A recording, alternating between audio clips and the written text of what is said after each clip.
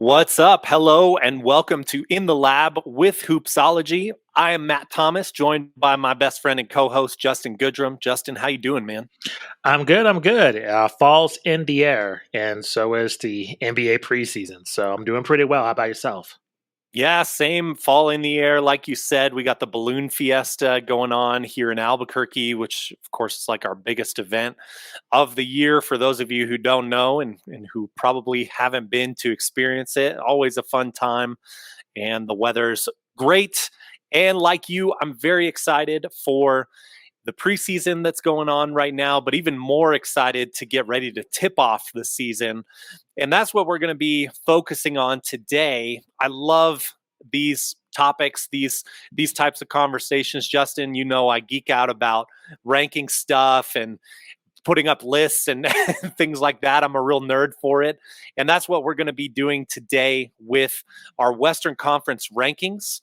And just to preface this isn't like a championship preview. This isn't like a 1 through 15 who are the best teams in the West. This is how we think the regular season is going to turn out.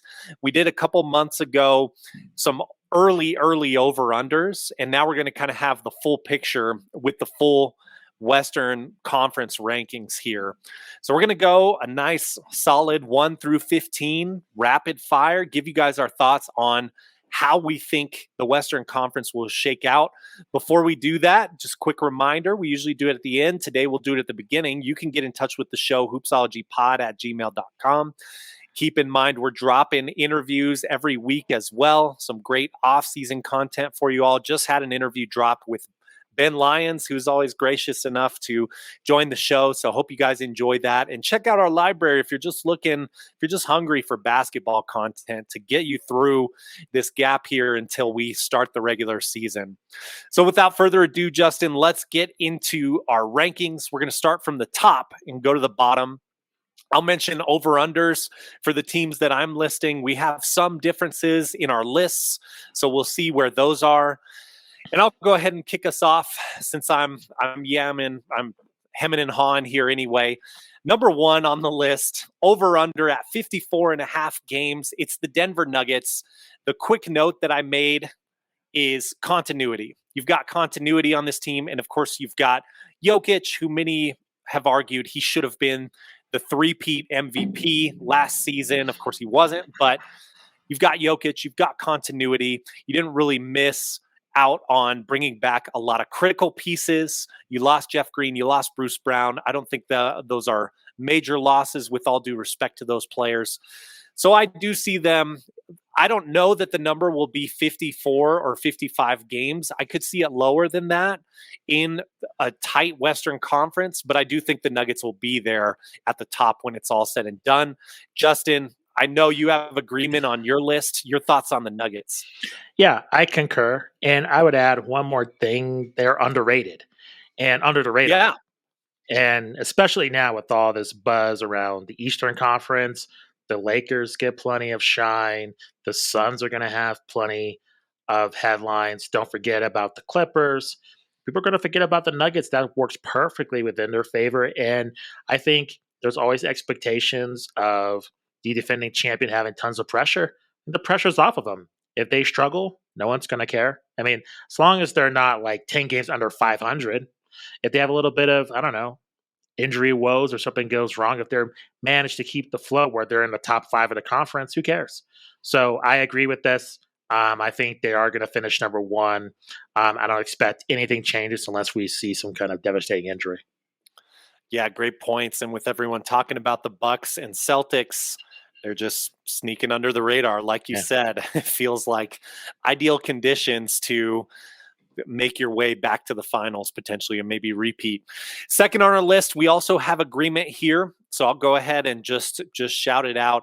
It's over under 44.5 games. So fairly low over under for where we put them, but I do think they will exceed expectations.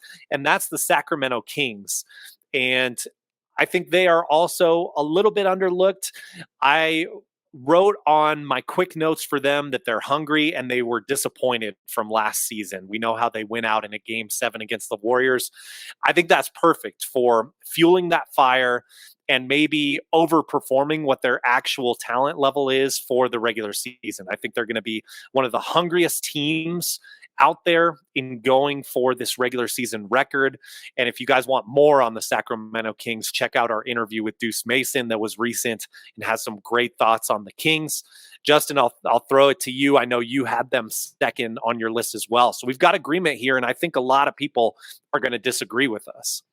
Yeah, totally. But I'm willing to take a chance just because I don't trust the other teams. I was honestly, we'll talk about them later. I think it came down to them and the Lakers. But to me, I like their home court. I like their momentum, and especially in the regular season when you have some teams that may not care. I think the Kings will. They're young, they're hungry, and they have that home court like the beam. I think that has a lot of momentum compared to other teams within just the NBA. So I concur. I think they're going to shock some people with the second seed. Doesn't mean they're going to be, in the Western Conference Finals. We'll see, but certainly the regular season that plays into their favor. Yeah, and it's interesting. The competition, as we've talked about, is so tight in that Pacific division. There's no bad team in the Pacific division right now, which is kind of an anomaly. Um, the Suns are our third pick. 51 and a half games is their over under. I see this situation. I know a lot of people disagree. I see it as potentially volatile with the overlap between Beal and Booker. And if an injury happens, which we know several did last season, then things are a little more shaky with them in spite of their newfound depth. And they added someone in the mix who now is pretty important to their success in Josef Nurkic, who is also an injury prone player, unfortunately. Now, of course, we wish good health. But my other question, too, is this feels like a super team that doesn't really have a lot to prove in the regular season, in spite of them not doing it as a group yet with KD in the fold, late last season. I could see them backing off and just focusing on that health. So those are my main questions. I do think, of course, the talent in the starting five is there. I wavered, honestly. I debated putting this team fourth or fifth. Justin, you've got them third as well. So I'll throw to you. What are your thoughts on the Suns? Yeah, I wavered too. This is probably the toughest 4 through 6 because I contemplate putting the Lakers here, but it's with Anthony Davis and LeBron. I just couldn't do it. But I think with the Suns, I agree with what you're saying. With Booker and Beal, there is a conflict in terms of their playing styles. And I see, like you were saying, Matt, them, even though the NBA is being harsher on rest, I can see them, skirting around the rules to make sure they're prepared for, the postseason. And so I think that's why you might see that dip to the third seed. So I think this is where they might end up, but I would prepare for them to probably be even more disappointing as well. So. Hmm. Yep. I think a lot of questions for a team with such elite level talent. Um, Moving on, where we finally have our first disagreement on the list, which of course is great, makes it more interesting. I'll start with mine. Get your thoughts on my team, and then let's go into your team as well, which is a lot different than my list. So this is going to be good. My fourth place team is going to be the Memphis Grizzlies. 45.5 games is their over under. And my question, can this team still be good without Ja Morant? They've had stretches where, quite honestly, they've been close to dominant without Ja Morant in the regular season over the past 2 years when he's had to miss time for various reasons, injury or otherwise. And we know that Ja has that huge suspension. So I think that's why their over under is where it is. In spite of that, it's still over what Vegas has for the Sacramento Kings, which I find a little bit shocking. I do think this team being young, this team, Jaren Jackson Jr. getting experience in the World Cup stage. I think you've added some veteran leadership with Derrick Rose. You've added veteran leadership, of course, with Marcus Smart. I think those are good pieces to put on this team that desperately needed more veteran leadership. They lost Dylan Brooks. Grizzlies fans maybe feel like, sayonara, take care. Maybe they were kind of packing his bags for him to get him out of there. I do think that's a loss for them overall, but I still think this is a good young team, and I think they're hungry to prove themselves for the regular season. So I do have them as that last home court advantage team. Justin, let us know where you have the Grizzlies on your list and what do you see as their concerns? I had them six, and I think the John Morant thing is going to be a huge distraction. I did not like the way he Mm, handled it. I mean, there was after the original incident and then the strip club, there was another incident that does not, and it happened within the same time span. We remember, I think it was in the spring, you had a lot of incidents happen within a very short time span. And it just, to me, shows he's just not ready for the big stage as a superstar. I think on the court, he is. He has the skills. I've been a big proponent of his in terms of his skills, but off the court, if he can't handle it, um, I think that's not going to bode well for the Memphis Grizzlies. I will say, though, I agree with Marcus Smart, Derrick Rose from a veteran standpoint. They're kind of going to be the key in terms of being mentors for John Morant. I think, honestly, if they can impart some wisdom on him, that might be the turning point. But the way his actions were last year, that's why I have him six on this list. yeah. And so we both have Denver 1, Sacramento 2, Suns 3, just for review. I've got Grizzlies at 4. Justin's got them at 6. We'll get to that later. Give us your number 4. Yeah, my number four is the Lakers, and I really wanted to put them higher, but I feel comfortable with them number four. I really liked what they did in the offseason. Excuse me, what they did in with that trade last year, and what they did in the postseason. I think it proves, especially with the entire NBA, there's really, even though you take a look at the Suns, they might be classified as a super team. I mean, other than that, you take a look at the rest of the NBA. If you have two superstar players, you can go to the finals. And I think the Lakers are built for that. I think the main question is Anthony Davis's health? Can he Yeah. remain healthy? Can he just avoid the pitfalls of this regular season as well as LeBron? And I think that's a huge question mark. I think if they can, I think they're going to be a huge favorite to come out of the West. If they can, I think they're going to be disappointing. So we'll see. I have a feeling it's going to be a roller coaster just based on injuries. But I think if everything goes well into their favor, this is the year where the title might be in their grasp, just depending on if they can get some lucky breaks. I mean, that's the name of the game of the NBA. I mean, you need talent, but you need luck as well. So we'll see. Yeah, we're coming into this era of the NBA where feels like, LeBron is kind of phasing out. There's no longer the he's going to be in the finals every single year no matter what. And credit to him, that was a really long stretch. No disrespect intended. But we're getting out of that era. We're also a team we'll talk about later on our list, the Warriors, that era. This feels kind of like their last dance, potentially for that team to compete as their, if you want to consider it a dynasty, which many do, that's kind of coming to a close. And for me, man, I haven't seen a gear shift for Anthony Davis in being the guy who is leading this team. No question, last year it was still LeBron James. A lot of the story, of course, was him breaking the scoring title, beating Kareem's record. It still just feels like, to me, I want Anthony Davis to take over the reins and let LeBron chill. At the same time, LeBron is still so talented and so effective that it just hasn't happened. I mean, he is a magnet for the ball, for eyes watching on him, for cues other players are taking from him. And I just don't know if it's going to happen. And I don't know, I don't really trust the Lakers to stay hot like they were to finish the season last year. And I don't know. I don't really have a great reason. I know Bill Simmons loves the Lakers for next year too. And that says something because he's a Celtics fan. So the Lakers could really surprise me. I've actually got them. We've got our Lakers and Grizzlies switched. So I've got them as the 6th seed. Their over under is 48.5 games. So Vegas likes the Lakers, or at least is assuming y'all are going to be betting the over on them for them to make some money. I don't see the Lakers winning 50 games or even 49 games. I would definitely pick the under on the Lakers in a tight Western Conference. But I don't know. I can't really refute your points there, Justin. I mean, if AD is healthy, Yeah. and if he's there, this team is set up for some success to make noise. I still wouldn't pick them over some of the top teams on our list in the playoffs, but Good points. So let's move forward. Let's go to the next team on our list, which is for both you and I, our fifth pick. I think potentially a huge sleeper team. I think if you've been paying attention to the NBA last year, you will see them coming, and I don't think you'll be surprised by this pick.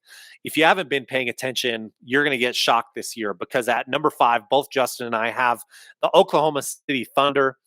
Their over under is 44 and a half games. That feels about right to me. I might bet just barely the under, so like right at 44 games.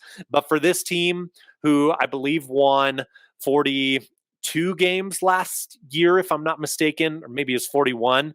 But either way, it's a small step in the right direction for this group. They're still very young. Many of their key players still 21, 20. Shai Gilgeous-Alexander was on my top 10 talent tier list from the end of last season for the NBA. I think he's going to make me look smart for that. Not that that's all that hot of a pick, but I think he's going to prove himself worthy of being on my list there. I like what this team is doing. I like in the small sample size how Chet Holmgren is looking. So I'm very high on the Thunder. I know you are too, compared to what we might see from the rest of the NBA community. Give me your thoughts on the Thunder. Yeah, just real quick, I concur with that. I think they've had a good game plan in growing their squad in terms of building a good young core. Chuck Holmgren is healthy. You have Shai Gilgeous-Alexander showing that I think he can be a leader on this team. I echo the points you were saying, Matt. I think they're going to be a team no one's talking about that's going to surprise some people, but it's one of those things if you've been watching the NBA like you've been saying, I mean, this is not a surprise. I think the question is, can the Thunder, can you see this kind of 1-2 punch? Can you see them being a new dynamic duo within the West? Like you're saying, Matt, with the Lakers, LeBron is entering the twilight of his career. Don't know how many years Anthony Davis has. Can you see OKC kind of taking that spot that the Lakers or Clippers once had? I think it's right for the taking for them. So we'll see. Yeah, for me, the answer is definitively yes. Yeah. So, just quick review. We both have 1, 2, 3, Denver, Sacramento, and Phoenix. Justin has the Lakers at 4. I have the Grizzlies at 4. We both have OKC at 5. Justin has the Grizzlies at 6. I have the Lakers at 6. We both have the Golden State Warriors, the next team we're going to talk about, at number 7. 48 and 5 at their over under. Both you and I picked the Lakers over the Warriors for the regular season. I tend to agree with that. I need to see how Chris Paul is going to look on this team. I think in spite of the high basketball IQ on this team, and I think Steve Kerr can find ways to use him, I think it's going to take a little time for that to gel. Because let's be honest, looking at this team, it's been the Steph Curry show for a long, long time. Even when KD was in the mix, and KD was the most talented player, I would argue, for those 2 seasons he was there, it still was the Steph Curry show and the Steph Curry team. And bringing a new point guard in the mix, especially with someone who has the personality and the prestige of a Chris Paul, I do think that takes some time to gel. And also, there's going to be, I think, some concerns with injuries there too, and how they're going to need to pace him. Hopefully he's healthy. Obviously, I mentioned it earlier, feels like a last dance kind of year for them. We've been saying for a while, I mean, for myself, since Klay Thompson dealt with his injuries, like, are the Warriors going to be able to do it? Well, they go and they win a title. I'm not sure they can get back to that level. Justin, what are your thoughts on the Warriors as number 7? So a little background. I'm going to take it in a little different way. Yeah. Just growing up, my mom was not a sports fan. I think she was wondering, why are you watching this? It's a waste of time. I move out years later. She becomes the biggest sports fan, and she's the biggest Golden State Warriors fan. So the other day, she asked me, she's like, what do you think about the Warriors? I'm like, I don't like their chances too much. I mean, they are way older. Correct me if I'm wrong. I don't know if Klay Thompson is the same. They're not old, but they're like old for their ages. I just don't see it seems like the framework of this team is outdated, and Yeah, they tried to upgrade and it didn't work. So I fair. think other than Steph, with Clay and especially Draymond, I think they are expendable no matter what happens this year, unfortunately.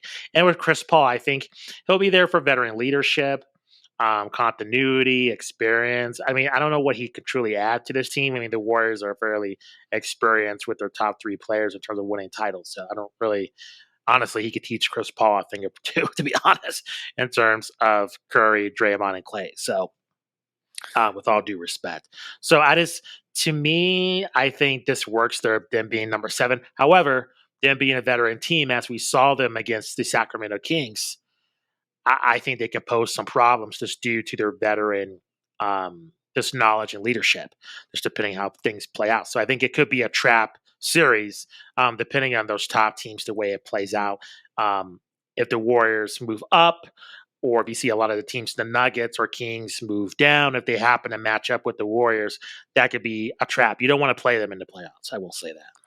Yeah, no, and ironically, we have Sacramento as the 2 seed, the Warriors as the 7 seed, if, Yeah, if our thing holds up. So there you go. I would personally love to see that. I Me too. want the revenge match and the chance for redemption for the Kings. Agreed. No, great points. And I think I would add too, people don't like to hear it, but Klay Thompson to me is expendable at this point in his career. I think the core pieces you need to keep to be the Warriors are Steph and Draymond at this point. And Draymond, right on the edge, they made their choice, as we've talked about, in terms of siding with Draymond over Jordan Poole. But I don't know, man.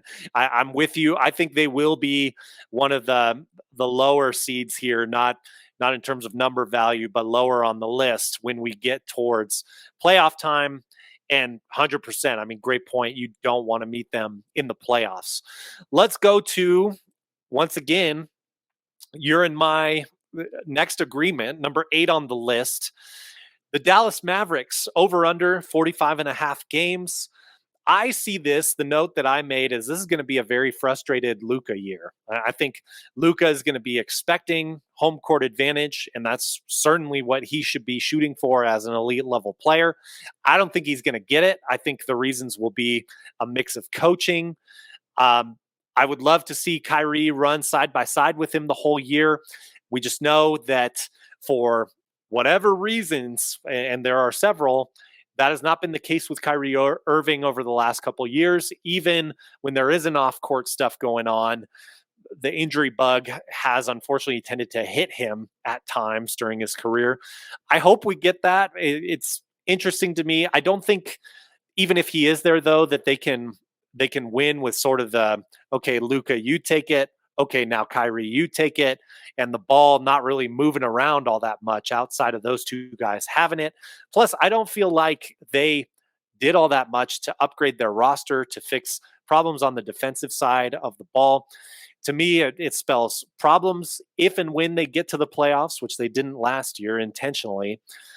Matchup wise, I don't see good matchups for them in the playoffs. And I think they're going to lose some games they should win in the regular season as well, because I don't see them being able to stop teams. What are your thoughts on the Mavs? And are there other reasons that you had them at the number 8 spot here? No, not much to add. I think we agree. Might be a little bit boring, but I think your reasons are sound. I think the only thing is they might provide some disruption if Kyrie and Luca work together. Mm. I think that could be very interesting towards some of the top teams. So that's something to keep in mind. But you're right. I mean, you take a look at Kyrie's track record. I mean, not only injury prone, but also a distraction to the teams he's been on. So, and this is a far worse situation than he previously was on, in my opinion. So, I am not optimistic about their chances. And as we have an outspoken owner like Mark Cuban, I can see it being a recipe for disaster, for drama. So, Yeah, no, all good points. Next on our list, again, collective agreement here. I do have a story time about this, though. I was making this list, prepping for our episode, as we do, and I wanted to make my list just like how I genuinely felt, just putting it down on paper, and then coming back to it, I did make a few edits, and then I looked at the over-unders and wrote them in so that the over-unders wouldn't, influence my judgment. With the Timberwolves, that is our next team at number 9, over-under 44 and a half games, same number as our 2 seed Sacramento Kings. I had them higher when I initially wrote out this list. I had them at like number 6. And I think that's just because of how impressed I am with Anthony Edwards, how multiple players on this team had World Cup stage time this offseason. I do think that bodes well. But then I kind of got to thinking, it's like, man, do I really have the T-Wolves like above the Lakers with LeBron? I mean, potentially it could happen if so. Long story short, if Anthony Edwards explodes and takes a leap in his career here, I could see them higher than this number 9 spot we have them at. I don't know. It's just tough to trust the Timberwolves. Tough to trust Karl Anthony Towns after all these years with limited success. Justin, what do you got for me on the Timberwolves? Yeah. Again, I agree with you. I think it kind of depends on Anthony Edwards. I think it's one of the cool things about the NBA because there's a lot of desperation. There's a lot of teams that have hope. I think we take a look at both these conferences. I mean, you'd be hard pressed to find a team where there's no hope and there's no optimism, right? You Yeah. take a look at pretty much, I would say 8 to 12. And those teams are pretty interchangeable depending on luck and circumstances. I mean, anything that breaks their way, they can shoot right up. So they're not limited to their seeding whatsoever. I'm not a fan of Karl Anthony Towns either. I have kind of been on that bandwagon. I'm kind of over him. That's based on Yeah. what happened with him and I Jimmy think Butler. Jimmy So Butler. Yep. I just, to me, I just think they need to move on from him. And I think this is Anthony Edwards' show. So, and I agree with you. He looked good in the FIBA World Cup. So, I hopefully, if things break again, it's just, I know it sounds boring, but it's kind of really a luck situation. But I kind of see just their track record, them staying at 9. Yep. Next on our list, I guess you can call us Clipper haters because we have I'll own that. Sure. I will too. And no disrespect to the fans. Actually, if the Clippers matched up with the Lakers, I'm rooting for you guys in the playoffs, to be honest. But as it stands right now, as we've discussed on the show, if you've been watching us, we need to see the stars on the court for the Clippers. Over under here, 46 and a half games. And my note here is there's no trust. There's no Clippers. You are outside of my circle of trust. And we need a lot of work to get you back in there. And if you get James Harden, I don't know that makes me feel much better. Maybe it makes me feel better about your regular season positioning, maybe. But do we want Westbrook and James Harden back on the same team together? I don't know.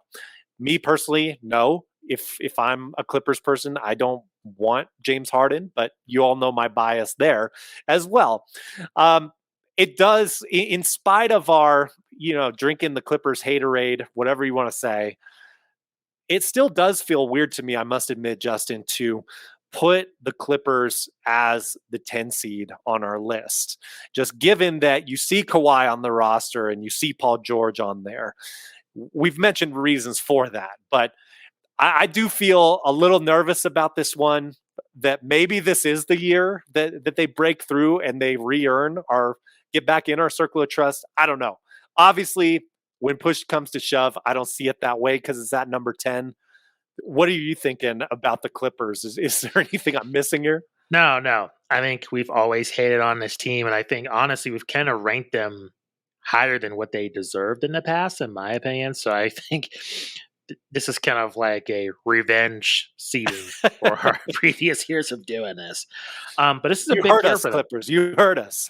Yeah, for sure. I think this is a big year for them. I mean, Bombers building the new arena. I've That's heard right. all the new upgrades. And to me, I just have not been impressed with this, duo of Paul George and Kawhi Leonard. And I just don't see that changing this year. So yeah, I would be surprised if they shoot up here, to be honest, compared to the rest of these teams that we're discussing. So, I co-sign everything that you say, and You know, it's again when healthy, I'm going to pick the other teams against him, even if they're healthy. So Hmm. we'll see. It's a big year, though. There's a lot of it's a big pressure situation compared to the other teams on this list, just due to them moving out of the Staples Center pretty soon. Yeah, you got to imagine if they're not showing this year, Balmer is going to be like flipping that that facility around. He's going to be yelling and screaming down the hallways, getting people in on those games. And for the record, for what it's worth, I actually really do like Clippers front office. I like Steve Ballmer. I wouldn't mind if he were, Me too. Yeah, my team's owner. he's great. Uh, Yeah, yeah. So really it's purely just that we don't know what to expect from them. Who's going to be there when the ball is rolled out and it's time for tip off? Moving right along, we have lots of agreement here for our last five picks, which I don't think are earth shattering, but again, there is volatility to discuss here. And that certainly applies to our 11 seed. So that would be teams now looking just outside of the play in tournament when push comes to shove. And that is the New Orleans Pelicans. Win loss over under 44 and a half games. Once again, that matches the Sacramento Kings, who are our two seed. So it shows you how conflicted Vegas is, and also that Vegas believes, like we do, that the West is going to be tightly contested. That's not a hot take at all. I think that will come to pass. Now, my question with the Pelicans, what are they doing with Zion? It was tumultuous last year. Is he going to be around? Is there a potential breakup coming this season? Are we trading Zion for parts? Are they going to piece things together? And if we have Brandon Ingram and Zion on the court for, I would say, more than half of the season together, Pelicans could easily make us both look foolish for putting them here. But I don't know. It's tumultuous to me. I think it's warranted to ask now if Zion really wants to be there, and if Zion really is everything that we had hoped he'd be. I don't think that's outrageous now that we've had several years to watch Zion in the league. Drafted in 2019, it's a big year for him, and obviously for this franchise as well. What are you thinking about the Pelicans, Justin? yeah, I agree with you. It's a similar situation to Memphis, but worse. I mean, Ja has shown himself to be an MVP level player at times. Zion has not, in terms of long stretches of time. And now you add the off the season drama as well, off the court drama with Zion. I mean, that's just another factor in this. I think this is his last chance. It's unfortunate. I think, man, I just feel like if his rookie year was not near the pandemic, what would have happened? I mean, just the Mm, timing was just pretty horrible in terms of his injuries and just the pandemic and just his progress. I think that really hampered the situation. But like you're saying, man, if things go well, it could break well for the Pelicans. You saw they were rising when Zion was healthy. I mean, they looked really good. yeah. Um, when things were clicking. But that's just a big if, and you know, I think, man, I'm trying to phrase this correctly. I don't. I think I am mostly am sensitive of other people's needs in terms of like, hey, when you're crossing a line of criticism, there is a line to be drawn. But I think with Zion, with his weight, I think that's an appropriate criticism. I, I we've agree. seen a lot of legend. At first, I was like, I don't know why you go after this guy's weight. I mean, let's just see. But to me, it is what it is. The evidence just points to that. I mean, you have an exercise science background. You know better than I do, Matt. So to me, I just think at this point, him getting hurt, him having all these issues, and his potential as, I would say, a top 75 player in terms of ever. I really think he has that potential. But Yeah. Tools. Yeah. with his injuries, and I think what we've seen with his weight, I think that's a lot on him. And I think that's truly unfortunate. Yeah, I mean, it's to the point where since last season, I have been pretty pro, like, let's get value for Zion, especially the controversies that went down that were now we have a combination of physical injuries with off the court drama stuff. To me, if I'm behind closed doors, if I'm that organization, I'm seeing what I can get for parts for Zion. And I don't think, I mean, certainly after drafting him, nobody would have thought that would be the case. And you're right, there are several things that are unfortunate about that, but reality is what it is. And I think the Pelicans should do what's right for that franchise. This, like we said earlier, this is going to be a pivotal year for that. Justin, I want you to lead the next one since I've been leading all of these. I want to give you a chance to get your shots in there first. Sure. This was a team that I almost put ahead of the Pelicans at number 11 because of their continuity. Give us our number 12 spot, if you would, please. Yeah, number 12, we both agree Utah Jazz. Not much to add from me. I agree with their continuity, however, their growth potential, I Right. like the Pelicans a little bit better. And I just think, to me, I think the Jazz are definitely better than the rest of the teams we're going to be talking about. But the teams ahead of them, if even things break a little their way, I just can't put the Jazz above them, unfortunately. Yeah, they just don't have a very high ceiling at this point Yeah. until they get someone else in there. I mean, Walker Kessler can maybe make an extra jump, but I don't Yeah. think it's the type of thing that translates to a bunch more regular season wins. He does make them a tougher matchup, but we saw him make leaps and bounds his rookie season that we were not expecting as a contributor. And I think also they kind of had sort of like a sucker punch aspect to them at the start of the season last year, where it's like, oh, the Jazz, this is going to be a rollover team. They don't have Donovan Mitchell. They don't have Rudy Gobert anymore. Awesome, let's get the win. Oh my goodness, they're full court pressing. Oh my goodness, they're pacing the floor so quickly. They're getting layups. They're getting open threes. What is going on here? We did not.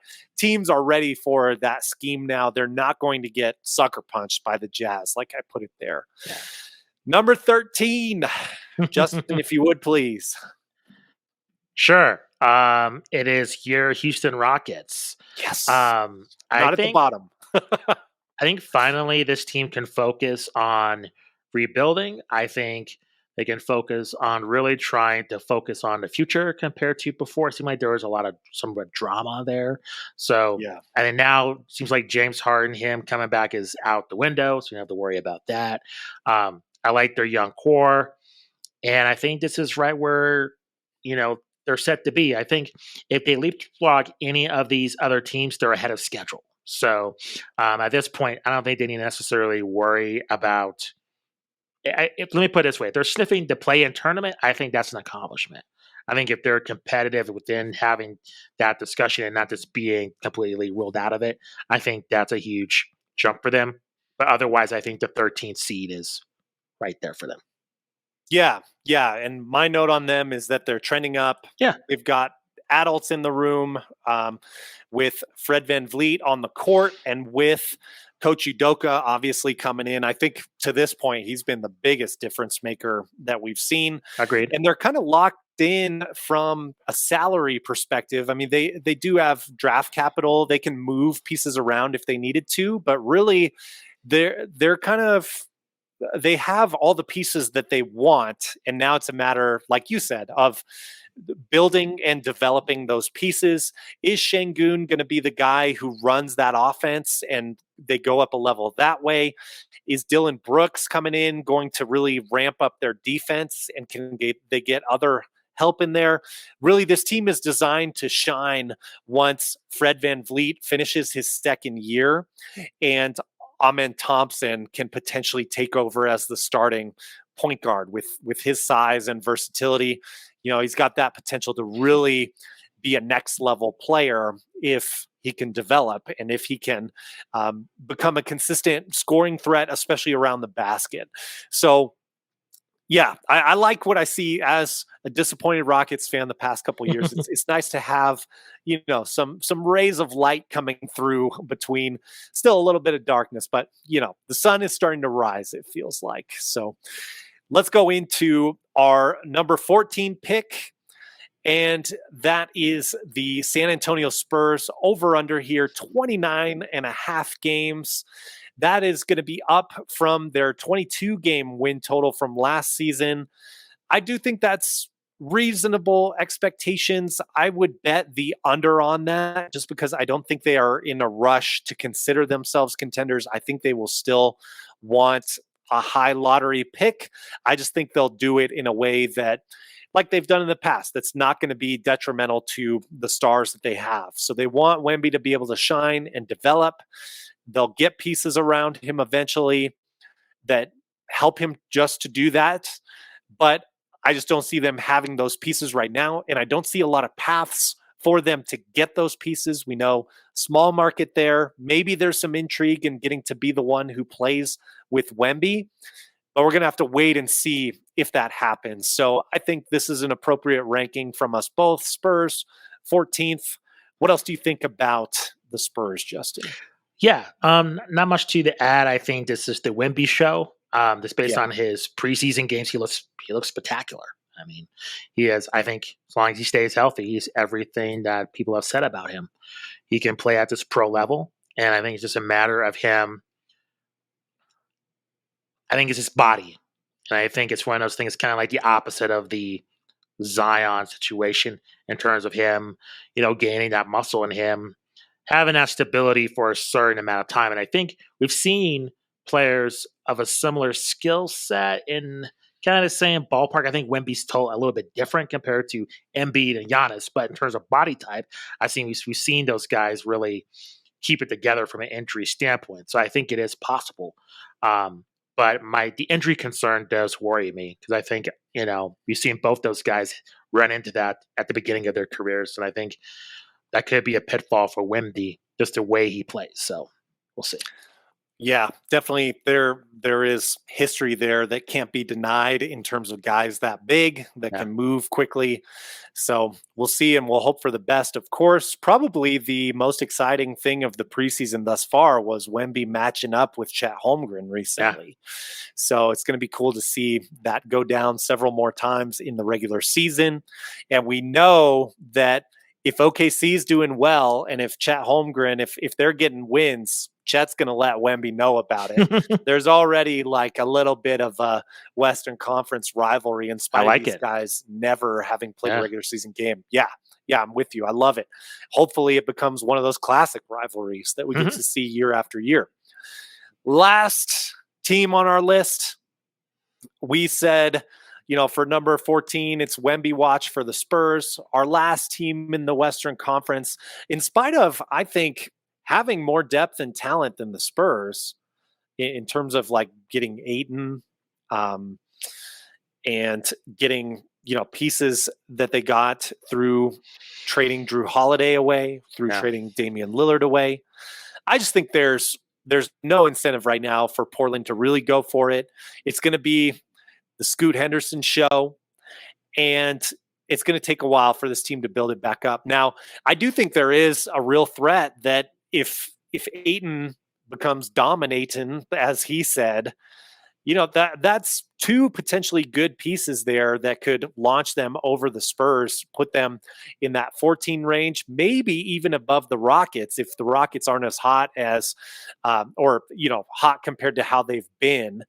So there's real potential, I think, for the Blazers to move up this list, all depending on how Scoot Henderson performs. And everyone's saying Scoot Henderson is NBA ready. I don't know. I want to see him come in and run an offense first, see how that goes down. What do you think about the Blazers and their potential to climb in the standings there? I mean, are you as iffy about them ascending like that as I am? I am, yeah. It's by the reasons you outlined. There's like you said, there's no incentive for them to really push pedal to the metal. I think and also, let Scoot Henderson develop. I mean, he doesn't have to be this all-star phenomenal player his first year. Just let the guy just evolve into his role where there's no pressure. And especially what's the incentive in really pushing this guy? Let the guy develop with no pressure. He seems like the type that's going to push himself. Yeah. I would not be surprised. I mean, I'm not saying all-star this first year, but I don't think it's going to take very long if he's got all the tools that we think he has. Yeah. Well, he could have more inflated stats as being on a bad team. True. So we'll see what happens there. All right, you guys, let us know our lists.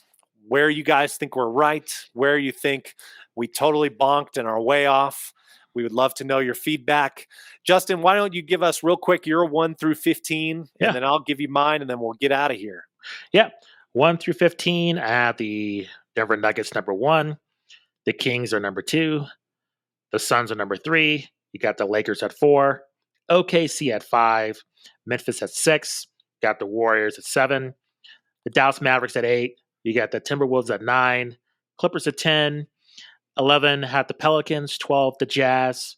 13th the Rockets. 14th the Spurs. And rounding out this list is the Portland Trailblazers.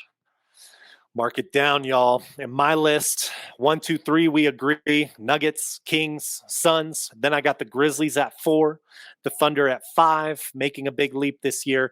The Lakers at 6, which I believe is where they finished last year. Warriors at 7, Mavs at 8, T-Wolves at 9, Clippers at 10, Pelicans at 11, Jazz 12, Rockets 13, Spurs 14, Blazers 15. So again, let us know where you agree, disagree. Did we put the Kings way too high at that number 2 seed? Did we put the Clippers way too low at that number 10 seed? Let us know. Again, reminder, you can check out all our YouTube content, interviews. You can check out our podcast feeds wherever you're doing that. Get some great off-season content. You can also email our mailbag, hoopsologypod@gmail.com. We will be back very soon with some more interviews and some more great episodes of In the Labs. For Justin Goodrum, I'm Matt Thomas. Peace out. See you next time.